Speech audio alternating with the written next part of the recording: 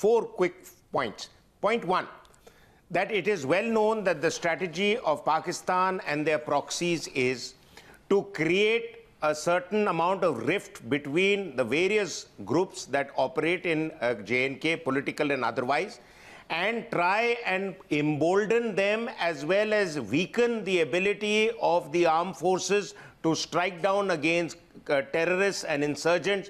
One specific case is the demand to remove the Armed Forces Special Powers Act. And I'll tell you, I can give you a whole debate on it, but I don't want to get into it. The second point I wish to make is that nothing can justify the coming in of the ISIS and the waving of ISIS flags in J&K. Whether Mr. Abdullah refers to it, and you talked about Farooq and Omar, if you go into the history of J&K, the great Sheikh Abdullah did the same. Maroof, quick please, Maroof, quick please. Yes, Sheikh spoke one language in Delhi and one language in the valley. What I want to also tell the people, did America talk to Iran for 36 years when Iran was doing anti-American initiatives? Pakistan, they want us to talk to Pakistan. What can Pakistan offer to the Kashmiris? Freedom? Look at what they're doing in the occupied areas of POK and the northern areas. There is not an iota of freedom available. And you think they're going to give you freedom if they're coming out here?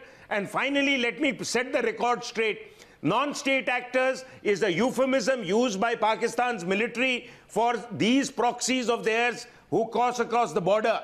There is no legitimacy to non-state actors in this situation. And please understand geography. Southeast Asia comprises of ASEAN nations like Singapore, Malaysia, and Indonesia. And South Asia comprises of India and Pakistan. So are you talking of South Asia, or are you moving your whole argument on trying to give more freedom to people in Southeast Asia? Maroof. So what I want to say, Arnab, is that let us be clear. Please. And Arnab, my last and very important point. Pakistan's involvement in J&K has always been a consequence of the political rift between various parties in J&K, and they take advantage of that. For heaven's sake, let us unite against the menace of Pakistan and the unhappy times that Pakistan has given to the people of Kashmir because they have sponsored insurgency there. Simple question. You get together and we can beat Pakistan's designs in that region. Simple